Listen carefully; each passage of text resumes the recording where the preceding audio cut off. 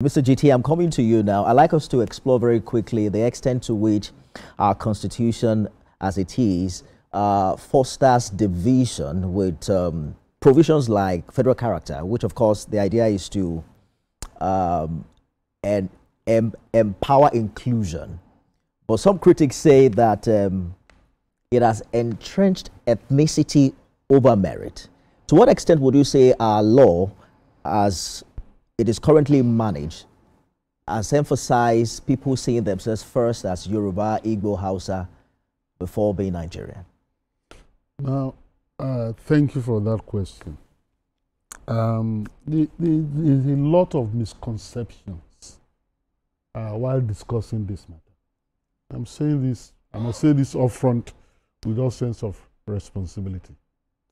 There's a school of thought in our country that the suppression of ethnic identity, culture, language will forge oneness, uniformity, and inclusion.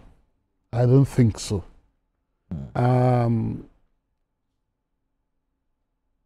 Way back, Nigeria was said to be a geographical expression. Okay? And that kind of thought was born out of the realization that before amalgamation, before colonialism, Nigeria was made up of disparate nations, ethnic groups, and all that. That Kideria earlier was saying were brought together by the British, not for the purpose of nation building, but for commerce, for domination, for exploitation.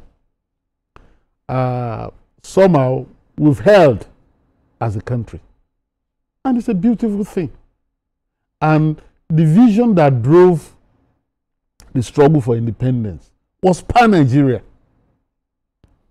Because those people that we call the founding fathers felt that we needed a country that was big, that was respected, that other persons who are black outside Nigeria will look up to as a beacon of hope for the black man.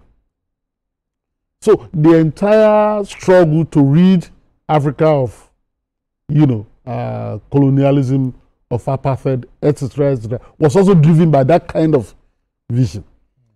And I'm saying that in Nigeria, the Nigeria country, the Nigerian state has been managed on the recognition that we have ethnic groups, we have ethnic identities that have to be recognized.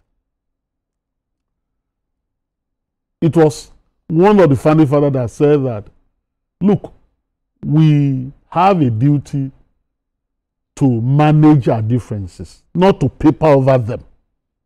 But what happens when some seem to be more Nigerian than others? There's nobody that said that it's more Nigerian in Nigeria than other persons. People say that, but the reality is that, by definition, all of us who are here are Nigerians, and nobody is saying that it's more Nigerian than the other person. The point I just want to make is that the federal character principle, which exists in our country, not only in respect of managing positions, appointments, and opportunities at the central level, or what we call the federal level, but also at the state and local government level. People don't emphasize this, but it's there. People imagine that it's just about, if an Hausa Fulani is there, no, the next person must be a Yoruba. That's not what that law says.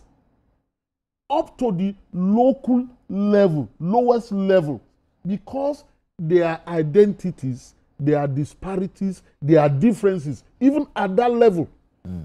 If I had to take you to my place, somewhere in Akoko in Ondo State, you'll be shocked.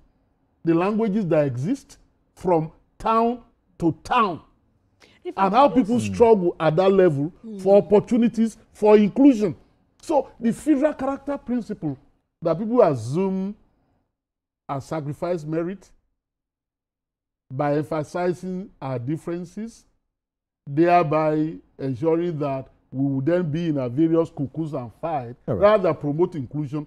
I don't agree that federal character principle is a disadvantage. Yeah. I rather believe that is an advantage. Okay, I think fundamentally, if I could, please. Just a minute. Okay. Because even in other countries, for example, in the United States, where the major difference there is racial, following the Civil Rights Movement, the 1963 Civil Rights Act, there were commissions deliberately created.